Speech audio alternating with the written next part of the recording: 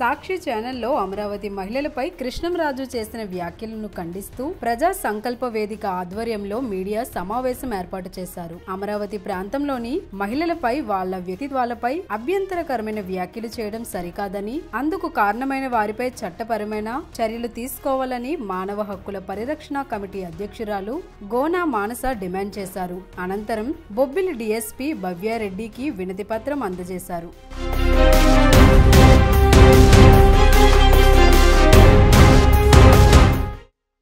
ఏదైతే సాక్షి మీడియాలోని వచ్చిందో శ్రీనివాస్ గారు అలాగే కృష్ణంరాజు గారు మహిళల పట్ల అనుచిత వ్యాఖ్యలు చేశారు. దీన్ని మేము ప్రజా సంకల్ప వేదిక సాక్షిగా ఈ విజయనగరం హ్యూమన్ రైట్స్ జిల్లా అధ్యక్షురాలుగా దీన్ని తీవ్రంగా మేము ఖండిస్తున్నాము. అలాగే ఈ అనుచిత వ్యాఖ్యలు చేసిన వ్యక్తుల్ని అరెస్టు చేయడమే కాకుండా తప్పక చర్యలు కూడా తీసుకోవాలని కోరడం జరుగుతుంది. అలాగే నిన్న సజ్జల రామకృష్ణ గారు ప్రెస్ మీట్ పెట్టుకొని మీడియా ముఖంగా ఏదైతే సాక్షి మీడియాలోని వచ్చిందో శ్రీనివాస్ గారు అలాగే కృష్ణంరాజు గారు మహిళల పట్ల అనుచిత వ్యాఖ్యలు చేశారు. దీన్ని మేము ప్రజా సంకల్ప వేదిక సాక్షిగా ఈ విజయనగరం హ్యూమన్ రైట్స్ జిల్లా అధ్యక్షురాలుగా దీన్ని తీవ్రంగా మేము ఖండిస్తున్నాము. అలాగే ఈ అనుచిత వ్యాఖ్యలు చేసిన వ్యక్తుల్ని అరెస్టు చేయడమే కాకుండా తప్పక చర్యలు కూడా తీసుకోవాలని కోరడం జరుగుతుంది.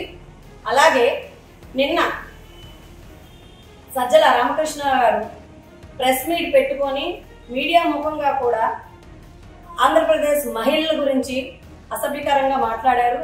పిశాచాలు, రాక్షసులు, సంకర తెగ అని. అది చాలా బాధాకరం. దారి చూపించి మార్గదర్శకంగా ఉండాల్సిన నాయకులు కూడా ఇలా మాట్లాడడం అనేది చాలా హాస్యాస్పదంగా ఉంది. దీన్ని మేము ఖండిస్తున్నాము.